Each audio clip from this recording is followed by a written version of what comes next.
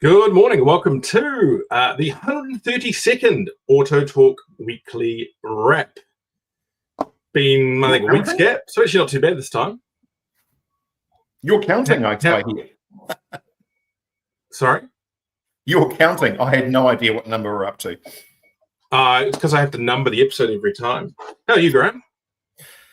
Excellent. Like all of us, I think. Big weekend down in sunny Palmerston North for a family event, which included then hearing off with my son on Bathurst Day for a rail fanning chase across the depths of the North Island from Wellington to Mangatanoka and then back to Palmerston North. And it's time for the start of Bathurst and then back up to Auckland. And so, yeah, glad to be off the wheels for a day, I think. Excellent. Well, of course, we've been running around AutoTalk Live and a few other things. I've actually been in the country for a couple of weeks, which is not quite 2 weeks yet. So, though my next big international trip got postponed, so that's good. I've actually got a bit of time. But I'm sitting here this morning and yesterday listening to the absolute schmozzle. I know this isn't current history, but it's we do discuss a bit of broader politics here. Meetings that the Kaipara District Council are having. Of course, I live in Mangawhai, and we have a giant election issue here because our mayor, the New Zealand self-described Trump of the North, is a little bit upset that brown people voted. I can't quite get a handle on it. It's all over social media, obviously, but of course there's bites here and there. And he's tried this. He's tried this weird legal move to get the council to challenge the election to the DIA before it even gets announced. The announcing officer said, no, there's no way it's not being announced. And the mayor is not standing for mayor again, but his hand-picked successor, they're basically two property developers who just want to lower development contributions, is currently leading by 5 votes, but it sounds like he's going to get well and truly overtaken by special votes. Spanked by the specials. Yes.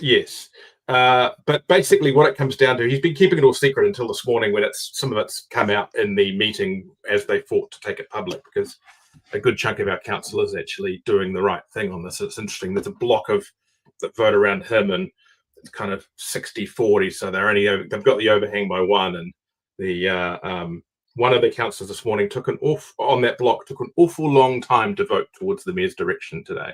There was a telling pause that maybe they're going, maybe running down this track isn't the right way. But anyway, what it comes down to, it seems, is that they ran mobile voting in our electorate this time.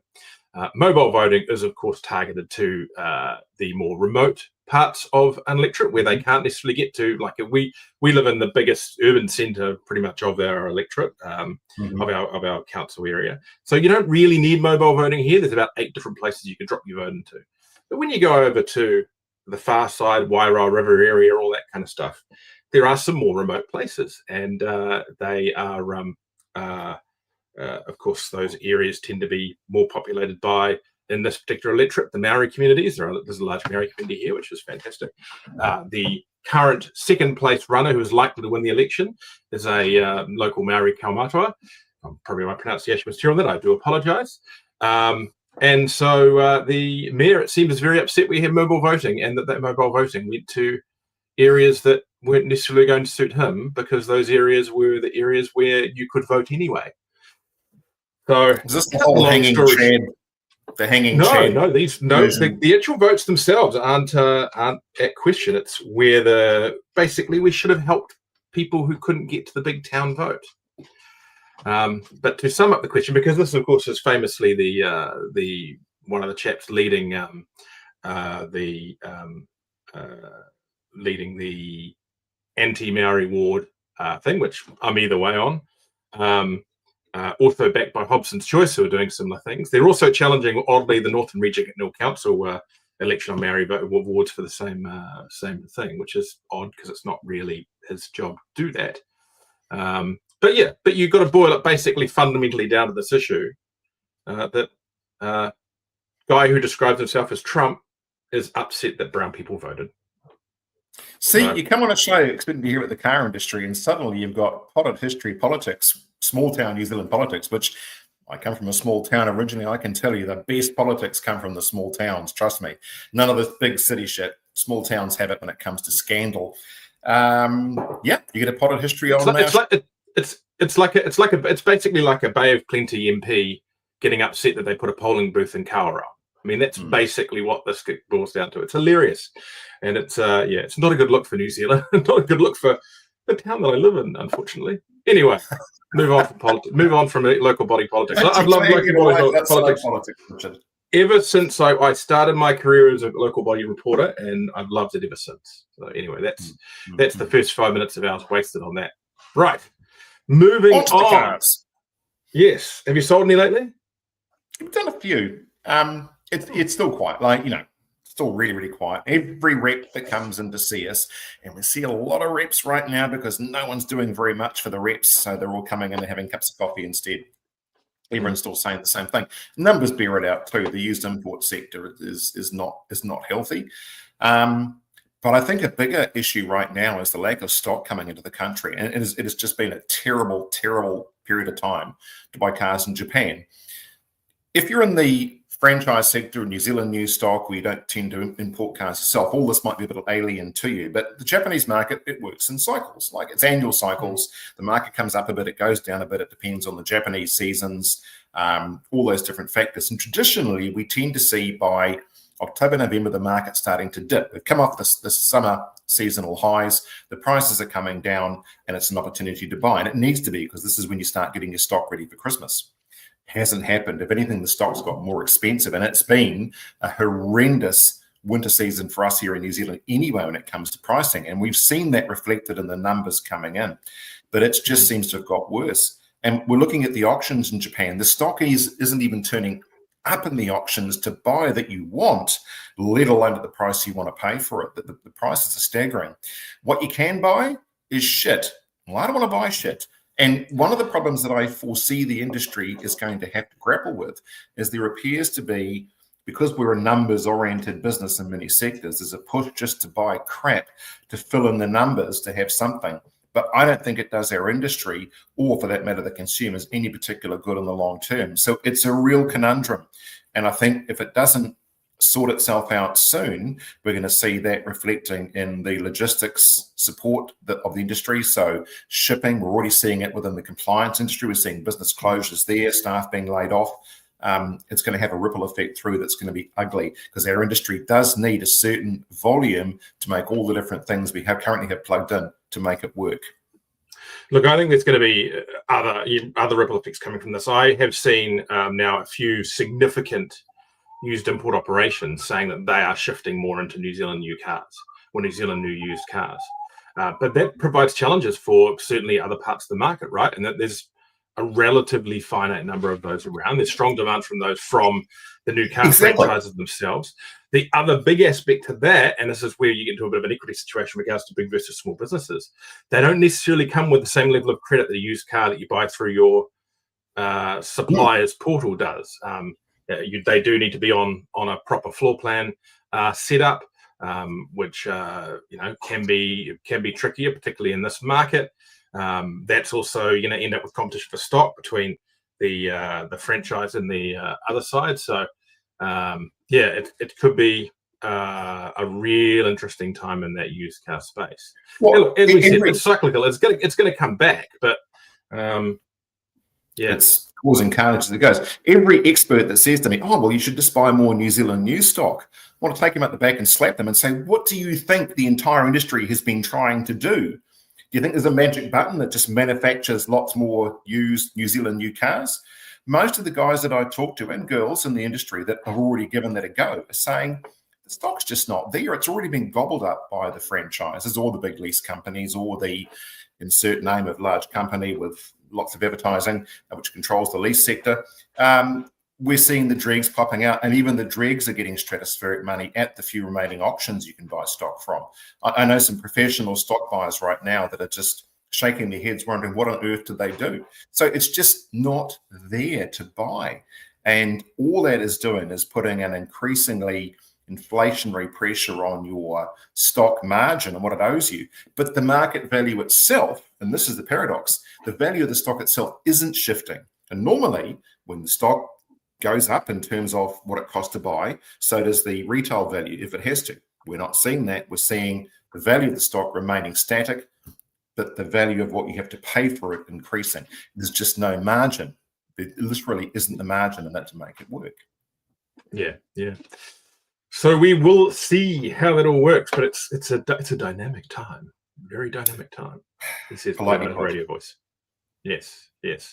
Right, let's run through the news. And the first one was AutoTalk Live. Record turnout in Christchurch. 127 people plus Dave Boot in the room.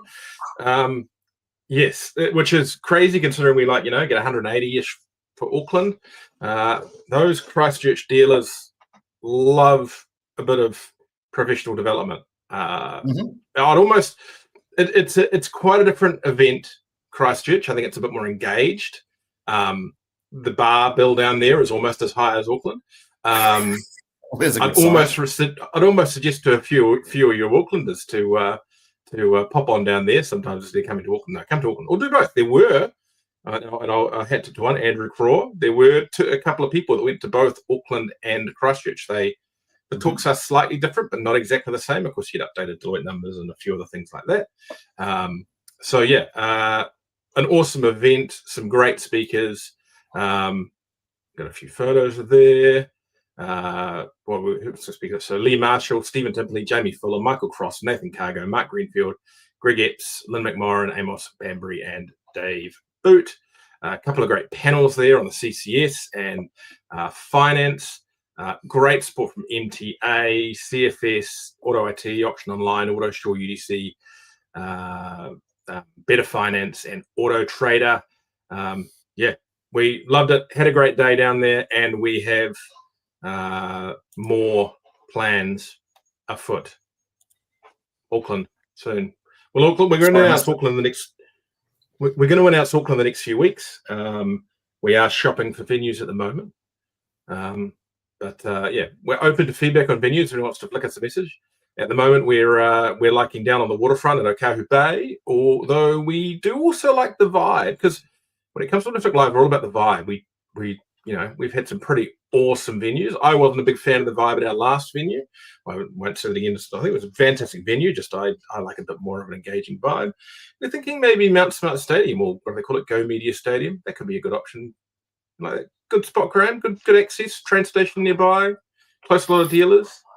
Can I just confess the smell of DB bitter in the carpet? The last time we went to Mount Smart Stadium was for a what was the music festival we used to have there? Help me out here. Big Day Out. Big Day Out. It was the last one. Last time we went to Mount Smart. It's still a go-kart track in the car park. So imagine some dealer on dealer go-karting before the start of the event. There's an idea. You could have, sort of mixed like an Ambrose tournament for go-karts. Just saying. Like you're Just thinking. saying. Do a 2-hour lunch with a go-kart tournament thrown in the middle. Take out your corporate stress and your hostilities on the go-kart track. Anyway, so look, it was fantastic. If you went, thank you so much for coming. Our poor little video editor is scurrying away, but doing up all the videos for that, so we can get those across to you with the presentation, so you can see all those speeches. If you went, if you didn't, then we will, as I said, have tickets available for Auckland very, very, very, very soon. And this is my old thing, if you've got a key supplier, most of the big guns attend, start nagging your rep now, because he's coming around saying, get a table. I want to be on your table for AutoTalk Live next year. Put me on the list. Waitlist me, because I know some of those sponsors' tables fill up very quickly. So hot ticket. Yes, exactly. Right, we've got some bad boys. Banned vehicle trader fined $10,000 for repeat offending. A Timaru man has been fined $10,000 for continuing to trade vehicles while banned, with the penalty representing a 100-fold increase from his first conviction for similar offending. James Michael Cumming. It's a fine. Bullshit fine. It gets worse. Just stop, Graham. It gets worse. Wait. Kenneth James Michael Cumming was ordered to pay the fine at $20 per week in the Timaru District Court on Thursday, meaning it will take more than 9 years to clear the debt. The 44-year-old beneficiary had pleaded guilty in June to 3 charges under the Motor Vehicle Sales Act of participating in motor vehicle trading while banned.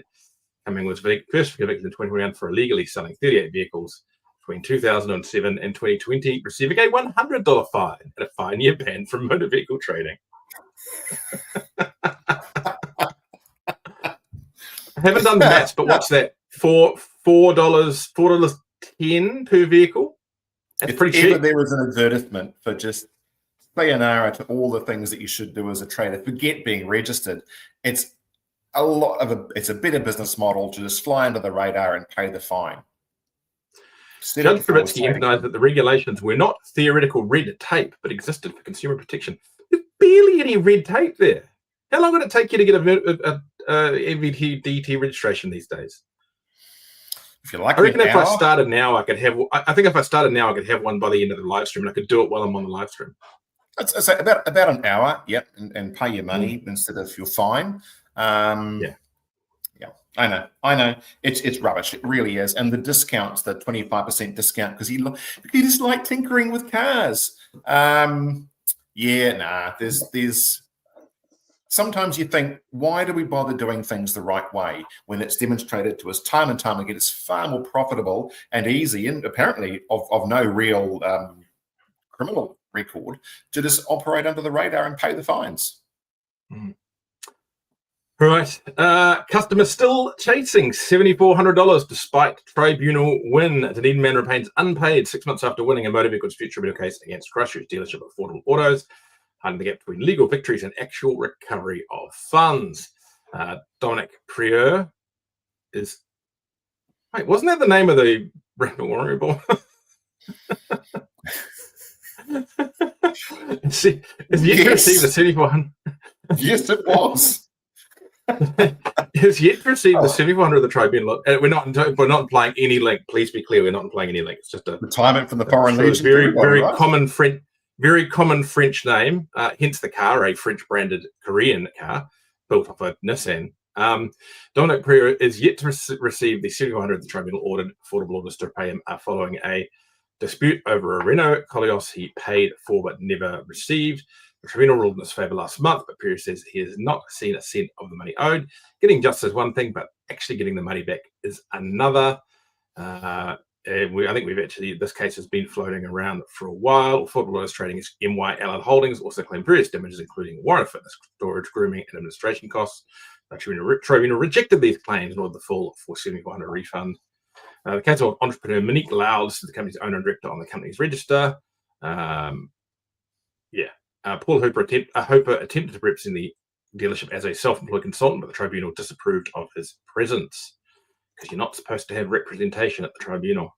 They're now working with debt collectors and bailiffs to recover the money. Of course, there is a very short leash on this because the line's pretty clear, isn't it? If you do not pay out your tribunal the orders, you get banned, and once you're banned, it's a do not pass go kind of situation, is it? You don't get too much more of a warning. So what's the trigger point for that? So in terms of him this trader being banned, so the first question I was going to ask was the trader is obviously still in business. I was expecting this story to be about one of our friends that we've seen over the last year or so that had a stack of cases against them and they've already been liquidated. But in this case, the trader is still in operation. So who enforces or who chases up the process where the tribunal award has not been paid?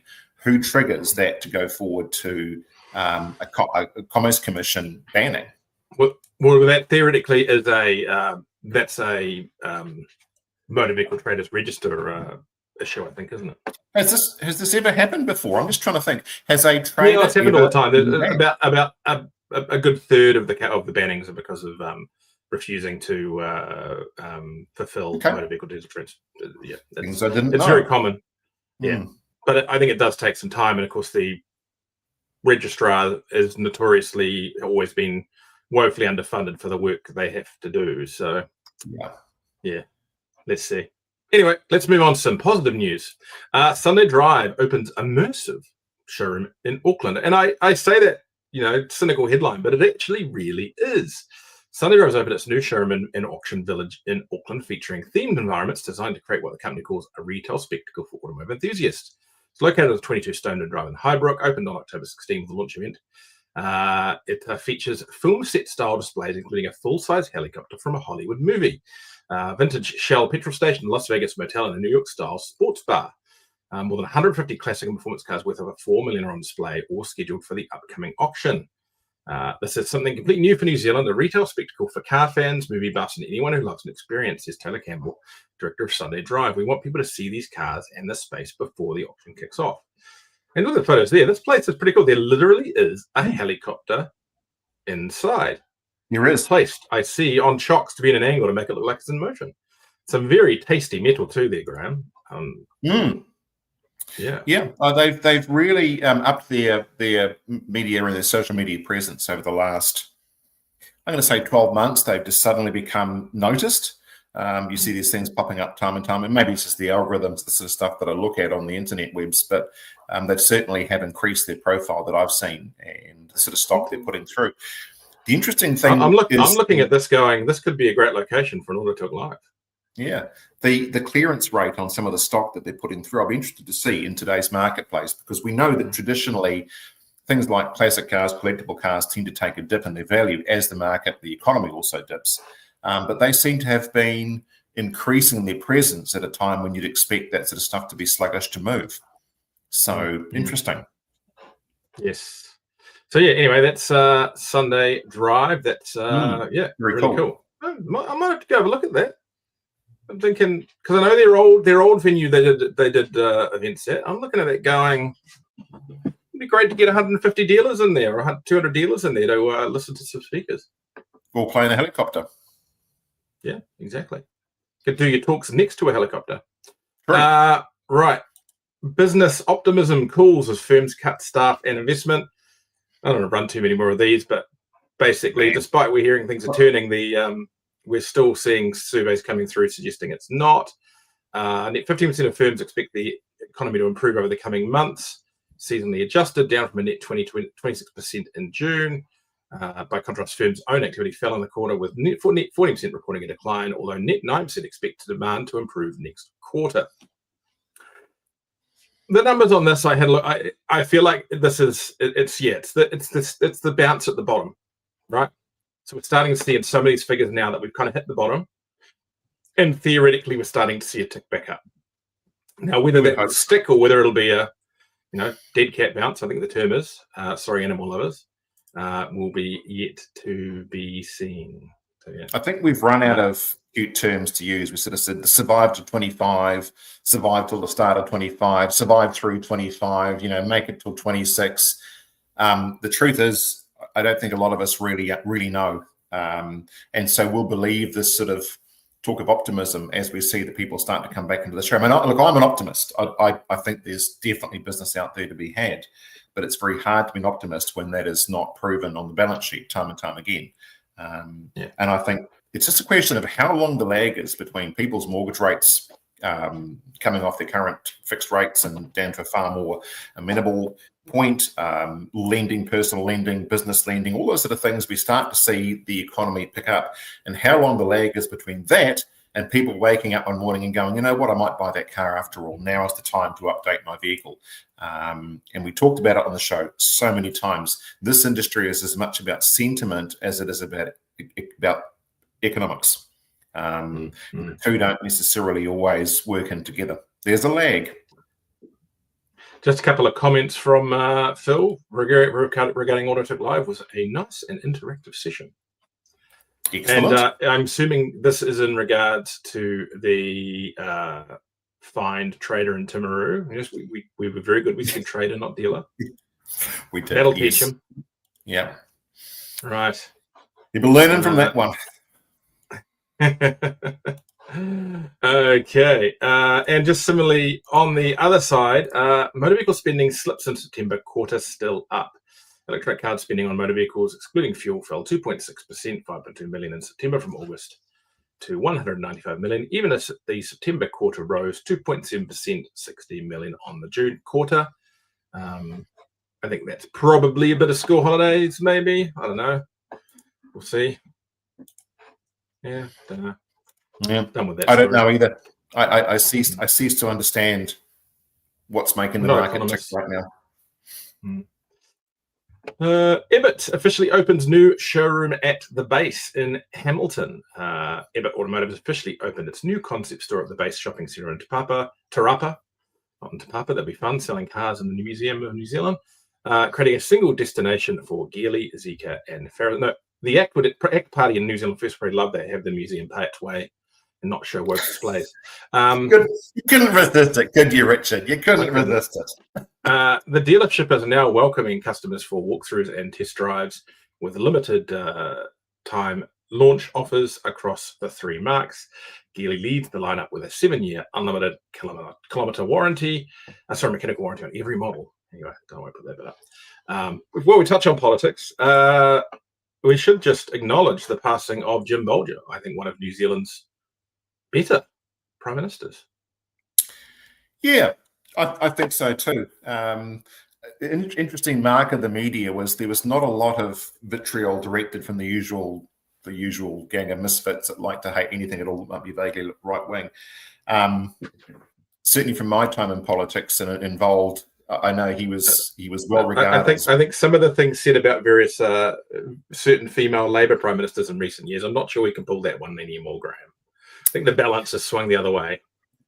Yes, Richard, of course. Sorry, mate. You just stay on your lane over there, would you? But I know I've said it before, and I'll repeat it here. Right? Everyone you watch this probably think I'm a giant lefty. I've never voted left in my life. So yes. Anyway. Anyway, I was going to say that within, and I was involved in the National Party. There was no secret there. He was well revered as a pretty good sort of a middleman, I suppose, and his politics cut through a lot of the usual bullshit that parties tend to go through when it comes to ideology and policy. And Jim Bolger was a man who was seen as being able to relate to people across all sides of the political spectrum, both inside the House and out, at a time when New Zealand really did need stable leadership. He was an old school leader. He was a gentleman leader. Yes. That's the best way to describe it. He was there for the betterment of the country as much as the betterment of the party. And that's not something we can say for a lot of politicians these days. So. Anyway, well. Yeah. Moving on, we'll click on from Phil. I think the price of subdued of cars and servicing alongside some lower volume and stretching service schedules equals now seeing significance in lower card spend. Yes. So here's a little funny comment about that, because we run a service centre here as well, and we've seen a definitive decline in service bookings. But one of the workshops that I also have a bit to do with is sort of call in. He said that the oil rep had told him that his deliveries of oil, his workshop drum ratio, if you like, had slipped from an average of 3 drums per order to 1 drum per order of oil. As just a basic measure of servicing. Workshops use oil, right? It's a really good measure of how many services they're doing. And he was saying that his targets have become absolutely catastrophic. It's gone from 3 drums per workshop on an average. Is it a week? Is it 2 weeks? Is it 3? I don't know. To 1. And a lot of places I'm talking to now are saying the same sort of thing, that servicing really has, this is obviously the used vehicle sector, I'm not talking about franchises here, has definitely fallen away. People are pulling the rubber band out further and further and further. It's just servicing your vehicle is no longer a priority. There's other things to be concerned about. Yeah. No, none of my cars need oil. There's still oil in your car, Richard. Don't pull that one. No, that's fair. There is transmission fluid, and every 40,000 kilometres, which is coming up on my BYD, it needs to be replaced. But thankfully, I got the service package when I bought the car, so I don't have to pay for it this time, because I don't think that one's cheap. GWIN reaffirms a new Australian commitment and unveils hybrid future tech at TechDown. I'm not going to go too far into this, but go look at it online, either in AutoTalk or at autocar.co.nz. These guys are gunning for Toyota, and various other companies. They are going big. They're going across the spectrum. They've got diesels, they've got hybrids, they've got EVs, they've got the lot. They are luxury, high tech, and I hesitate to use the word cheap, but high value. Land Cruiser equivalent with a stratospheric horsepower plug-in hybrid drivetrain with decent range and leather massaging ventilated seats and triple locking diffs and all that kind of stuff for upper end ute money rather than Land Cruiser money. And they've got that right through their range. It's crazy. Interestingly, I was in Christchurch for AutoTalk Live, and we were using what they call a big boot Uber. And a lot of the Ubers down there are now Haval H6s from these guys, because you can have a hybrid SUV for, that's got probably 20-30% more carrying volume than a RAV4 for 20 grand less. Say what you like about long-term longevity, all those kind of things, or finish, whatever. It's all pretty dynamic. But yeah, interesting to see how much these guys are pushing forwards with some of this stuff. In fact, when we get the Tech 500 PHEV, I might get you to have a run around it, Graham. You might be impressed.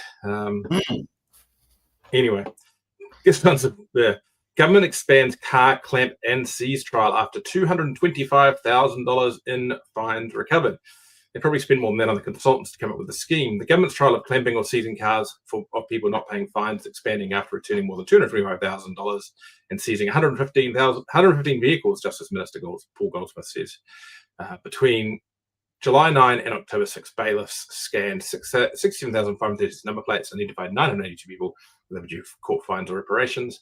Of those, 270 paid on the spot, 127 set up payment arrangements, 115 had vehicles seized, and 45 were clamped.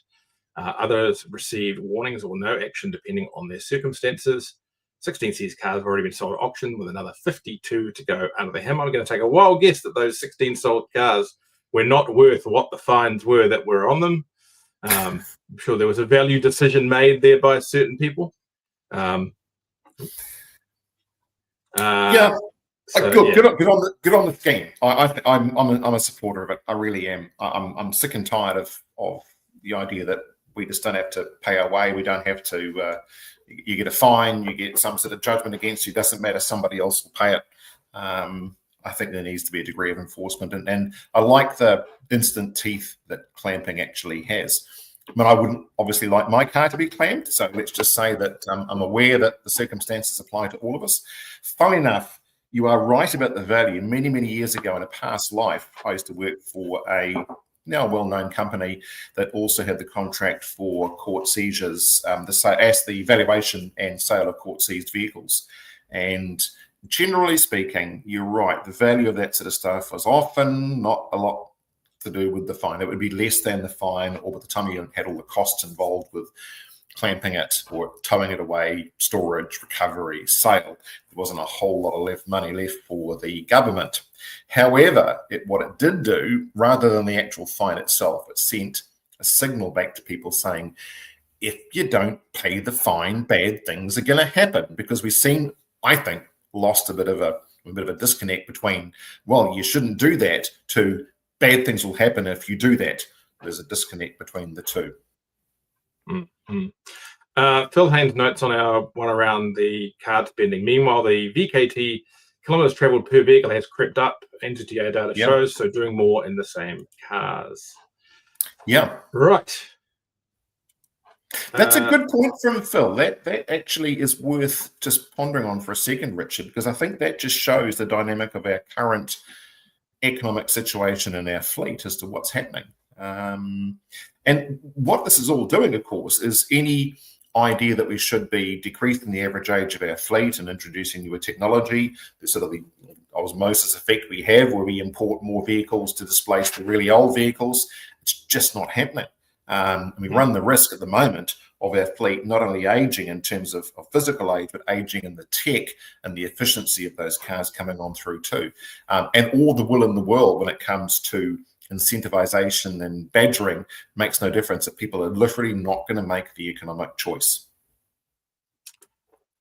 Motor Vehicle Sales Act changes take effect on October 22nd. Small changes to the Motor Vehicle Sales Act 2003 take effect on October 22nd, which include updated registration requirements. The Motor Vehicle Traders Register says from that date, applications require a certified copy of an identity document for each company role holder, an email address for service that will be published on the register, and for renewals, an NZTA customer number.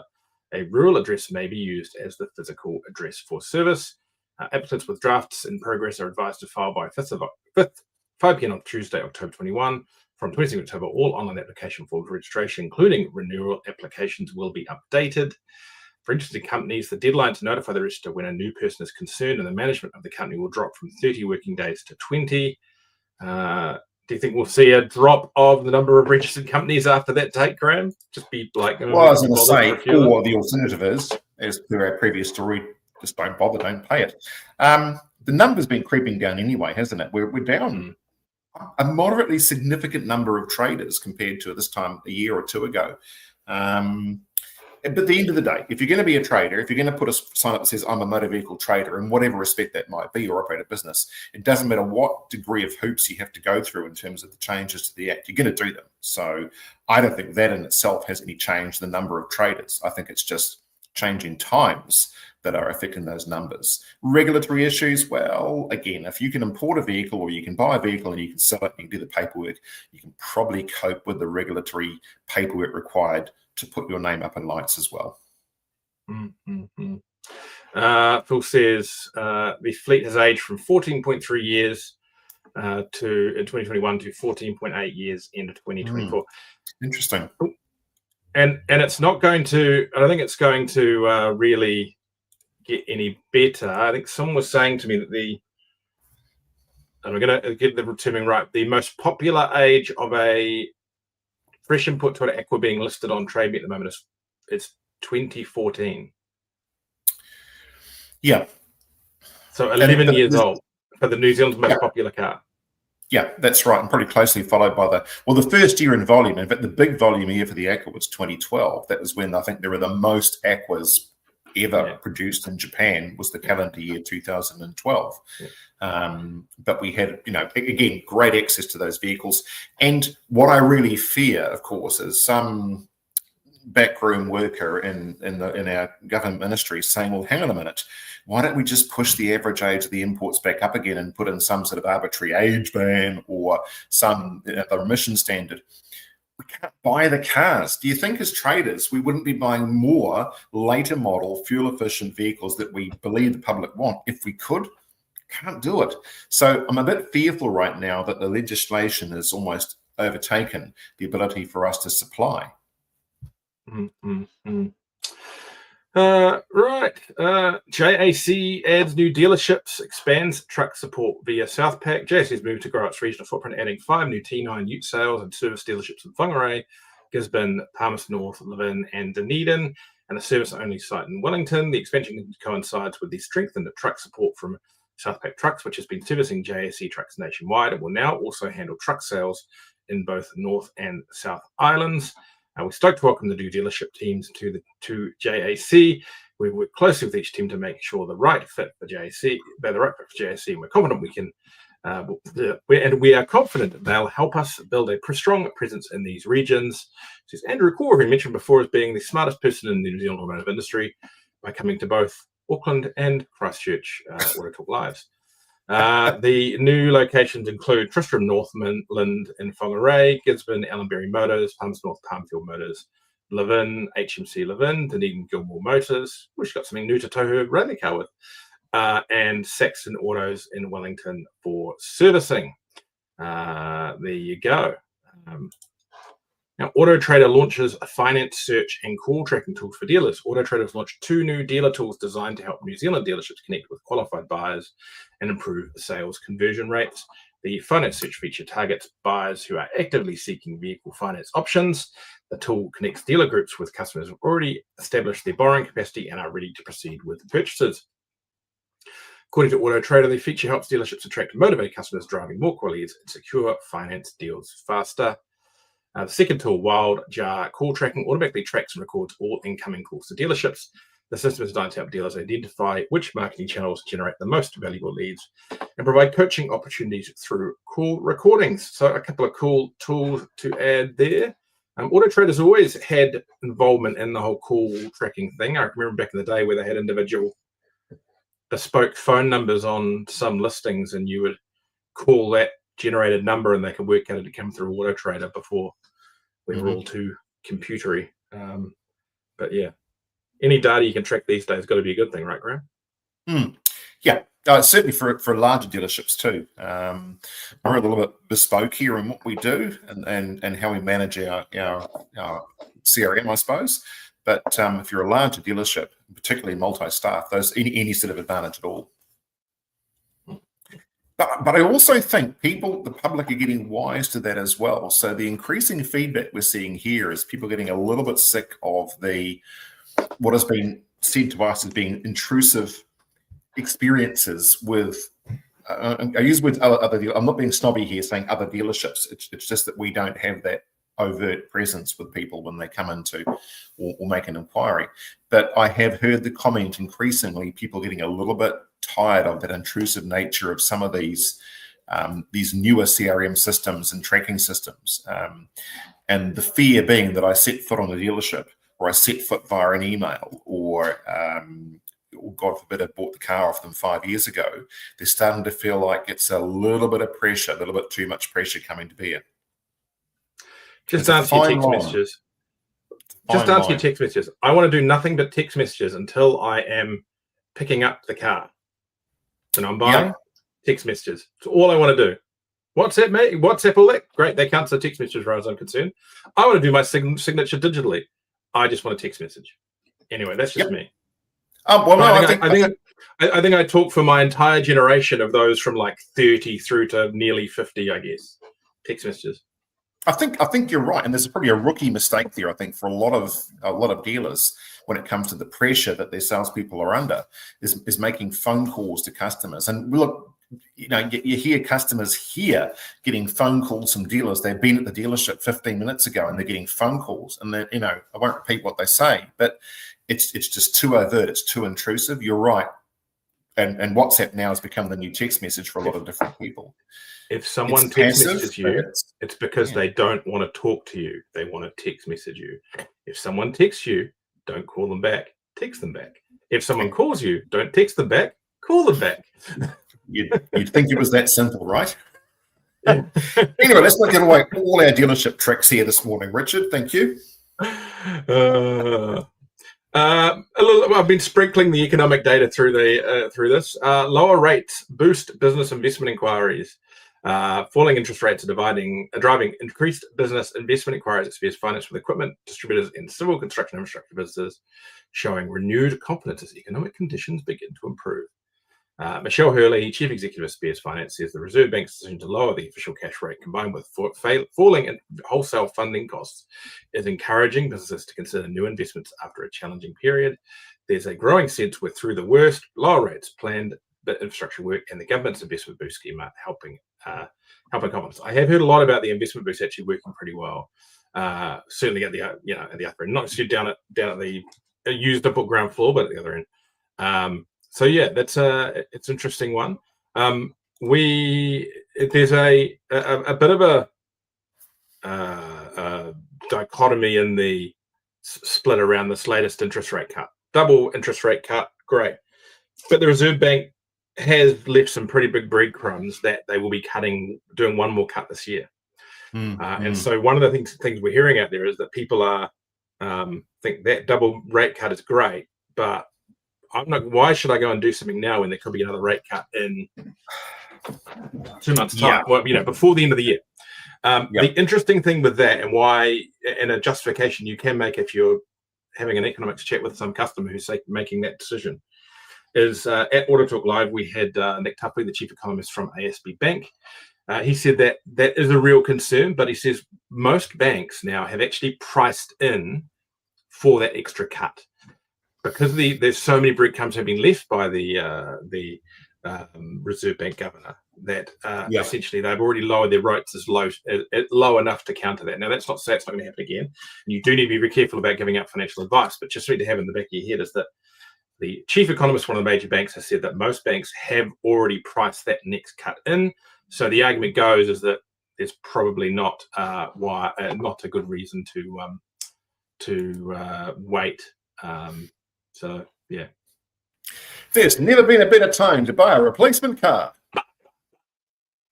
Phil Haynes just said, you've just described buying a Tesla, Richard. I have. You can also place deposits without talking to people for BYD. I think Toyota has dabbled in it. And I think a few other new vehicle brands have dabbled in it. And I think at certain times, has Too Cheap Cars tried it? Yeah. Anyway, maybe. I don't know.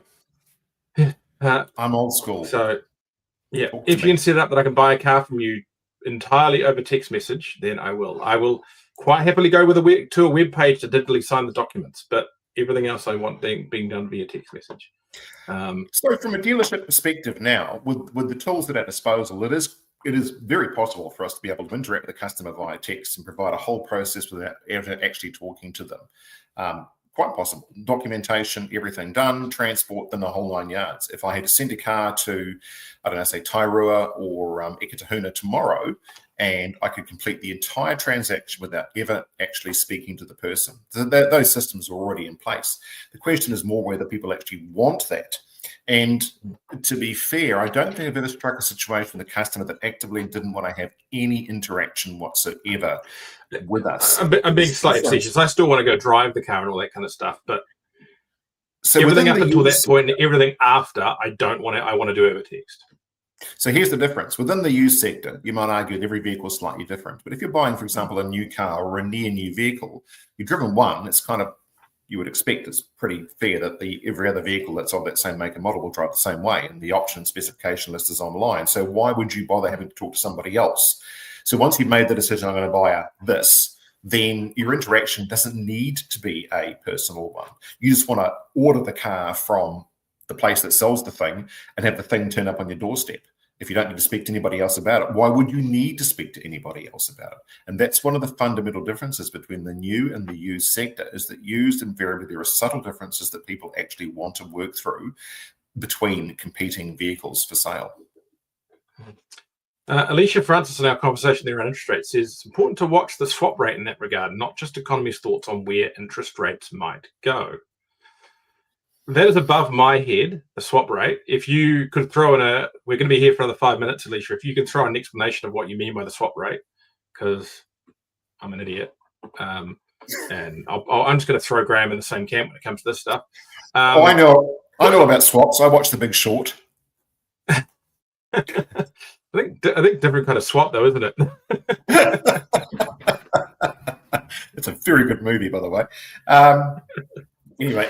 Yeah, it's the only time you'll ever get detailed economic discussion from a comedian watching a stripper's butt. So yeah. Anyway, more to the point, you come to watch AutoTalk, and you get sound economic discussion, discourse of the entire vehicle sector. Where else would you get that? This is a show that covers everything, including political advice too, apparently, according to Richard. Yeah. Yes. Gosh, Phil's a busy panda this morning, isn't he?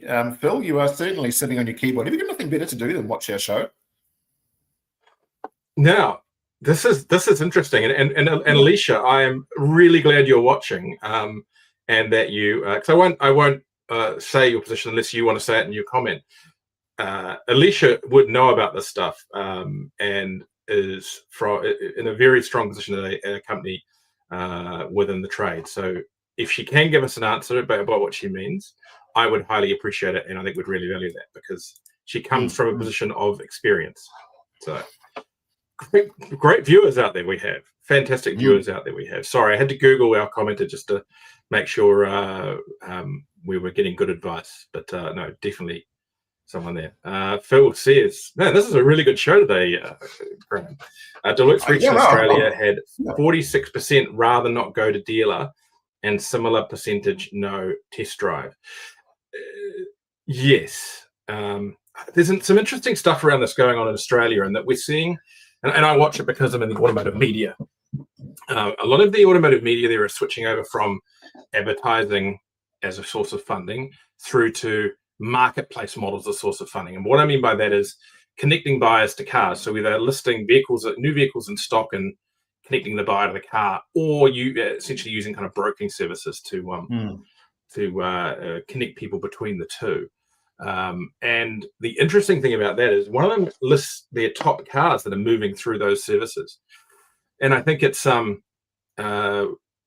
one that I follow the most, the biggest stuff moving through their channels are the Chinese cars. And I think a lot of this comes down to a lot of these people aren't necessarily that worried about what they get as a car. They're happy to trust the person that they're getting the information from on it. But they're a commodity. They want a good reviewed but cheap car that they can then go buy again at a discounted price by using a service like that. And yeah, there's certainly that part of the market that is going to commoditize. You're not going to go and buy a Ferrari or a 911 or even like a Twitter 86 or whatever, something more engaging without going and having a look at it kicking the tires. But if you're just after car box one with your selection of drivetrain and you're going to pick your color, then yeah, maybe you could get through a lot of those new vehicle buying purchases without ever going there at all. I think these are Australian stats that Phil's quoted. There's an interesting point there, because I think that the Australian public sentiment about the dealer industry is probably harsher than it is here in New Zealand, and possibly justifiably so too, because as you know, I spent a bit of time in Australia in the automotive sector over there, and I'd have to say that I think New Zealand, in my opinion, is generally ahead of Australia when it comes to the customer experience and the way that the dealerships interact with their customers. I think we're ahead of the Australians. The Australian marketplace has a very, very poor reputation from the public about predatory tactics on dealerships, both new and used. No one's immune from this. And on that statistic, I'm actually almost surprised that it's only 46%. I would have thought it would be higher. But you're right. Once you get down to the point where you just want the thing, you want a thing that does what you want it to do, your preference really is only the spec package and the color, everything else is immaterial to you, then all the and you're probably flexible on that too. Yeah, and then all the things that we value, we try and build into the package as dealers. The whole dealership, the whole experience of the branding, the whole throw your keys on the table at the bar and what does it say to the people around you, is increasingly becoming irrelevant to a lot of these people. And buying it, just like you would something off eBay or Amazon, having it turn up at your doorstep effectively, has become the most normal practice. So if you're of my age group, that idea seems abhorrent. But for people of my son's age, who's 19, that would be a normal way of purchasing goods, is you order it online. And I see him do it with car parts and bits and pieces now. The idea that he have to go and buy stuff or go to a Repco or a Super Cheap or buy stuff, it doesn't even enter into his psyche. He just ordered this online. The box turns up at home. That's how you buy things. And it's come into cars. Yep. And probably really easy when you got Dad's credit card number squirreled away. He hasn't got his own credit card, but he's got a debit card, and that was a dangerous thing. Right. Now, last story of the day.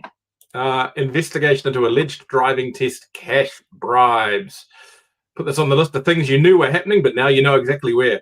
More than three, or exactly one of the places where more than 300 motorists must resit their practical driving tests after allegations that Auckland Vehicle Testing New Zealand, VTNZ staff, accepted money to pass applicants. The New Zealand Transport Agency says 5 driver testing officers at VTNZ's Highbrook branch in Auckland have been dismissed and their testing officer endorsement suspended while an investigation is underway. NZTA has been informed by VTNZ that the DTOs had allegedly been accepting payments to pass people taking practical driver tests since 2023. Spokesperson says potentially fraudulent activity has been referred to police for investigation. The Highbrook site has stopped practical license testing. NZTA is contacting 322 people with obtained licenses after tests conducted by the officer in the period under scrutiny. Can you hold the desk there for a second, Graham? I just need to. I'll hold the desk for a second for Richard. I was going to say, the only surprising thing about this particular story that I saw was that it's made it to the public. Those of us involved in the industry, we've known these practices have been going on. It's not just 2023. It's been for years and years and years. There's always the talk about where people go for the pay for a license transaction. One of the points that I'm a little bit intrigued about is this particular site, and this is not a rant against VTNZ, or for that matter, the site, who could be completely absolved of any responsibility in this issue here. But at some point in time, there must have been surely some red flags raised at the site about the number of the pass rate, if you like, of people coming in. So there is a pass rate. Obviously, like everything, there are quotas, if you like, and it must have been noticed by somebody somewhere at the Highbrook site had a reasonably decent level of passes going on through, particularly amongst a certain number of inspectors.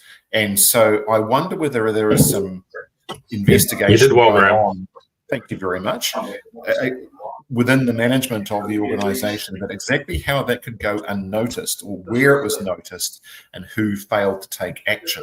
Because I think it's more than just the individual inspectors, and may I point that out. Right. Yes. How many of your customers do you think come through with a dodgy license? Well, if you see them drive out of here, you might be surprised. It's interesting. AutoTalk Live, one of the things was raised at a finance panel was the amount of license fraud that is appearing through finance applications. Not necessarily incorrect licenses, but photo swaps, all that kind of stuff. And the FSF, who do a great job, are pushing really hard for access to, as the digital photo license system gets built, access to the photos within the NZTA's license databases, so that they can be matched for those purposes. Yeah. Now, you might notice Alicia's come back with a comment for us that actually confirms kind of what we knew a swap was. It was just it was how it related to the conversation we're having. Yeah, an incredibly high level, I think, of the swap rate is a hedged bet as such. The daily swap rate depicts what the market thinks the interest rate will go in the future, can be a significant indicator of interest rate change. Alicia, I have reached out to you on LinkedIn. I would love it if you wanted to maybe write a short brief for the magazine or for next time about what the indications are and where these things are heading, because everyone's really interested in it. I think that's a great little add to the show. Thank you so much for contributing. Thank you. That's really interesting. And it's actually a good point. As fundamentally not economists sitting here in this particular chair, these little differences that sometimes we need to be looking at a little bit harder, the things that we don't know. We don't know what we don't know until we know that we don't know it. Yeah, exactly. Last thing of the day, and I hate to dump on someone who's struggling with something, no doubt, but Graham is a Hot Wheels fan. The Hot Wheels monster trucks, I hear it was a bit of a damp squib. It was not necessarily what it was kind of pumped out to be. You've been reading the same thing? So I had friends that went. In fact, it was a birthday present for a good friend of mine's son, 11-year-old son. It was a birthday present. It was much vaunted. But here's the thing. Okay, so the 11-year-old, I don't think they watch the show, but just in case they do, hi, Franklin. He had a great time. You know why? Because he went and he sat in the stadium, ate hot dogs, they had flames, and they had trucks with big engines, and they did jumps, and one of them rolled over, and everyone yelled, and they went away and had fun and went home. Success, much success. And he got to spend time with his family without a device. Yeah, he got to spend time with his dad, and that was really cool. We are looking at this through perhaps the eyes of the parents who sat there and went, Is it time to go yet? Yeah, sure. But for the target audience of this, which was 11-year-old boys who like things that blow up and glow and make lots of noise, if you're parents of sons, you know exactly what I mean, then the show was a great success. A few of these things come through and they can be a bit hit and miss. The one that I have never failed to have a good show from, and I've been a couple of times, highly recommend, Nitro Circus. They only come every couple of years, but they put it on. And it's constant. Again, there was a lot of waiting time at this one. And I understand why, right? It's very difficult bringing a monster truck show out to New Zealand because in America, those monster truck shows, half the time they run multiple trucks. And the idea being is they go hardcore and they can rebuild the trucks back at the workshop in between shows. They can't really do that when they've sent them down to the other end of the world. No. So, and it was a daytime show, so there's probably some fault there from the promoters calling it a glow up. Apparently, it wasn't supposed to be a daytime show, but the promoters hadn't necessarily accounted for daylight savings, which is yeah. Anyway, Richard, you promised us to go to the Monster Truck Show as our AutoTalk Christmas present. You didn't come through, so I'll be thinking about something else in the packet of goodies instead. No. Well, that's that. I'm going to go back and see if anything else has happened from this council meeting. Parents, I've just had the message come through that the strike is on next week. So for the 23rd of October, dealers, if you want, put on kids-focused promotions on that day because there's going to be a lot of mums and dads stuck with kids and struggling and not being able to go to work that day that might just need a new vehicle, Saucy sizzles. Hello, Bob's Bouncy Castle Rentals. Bob speaking. Exactly. They're probably already booked out if you're not getting in right now. Graham's going to run off on the phone as we speak. High one for Corinne's right now. Anyway, thank you, everyone. We'll catch you next. Happy week, everyone.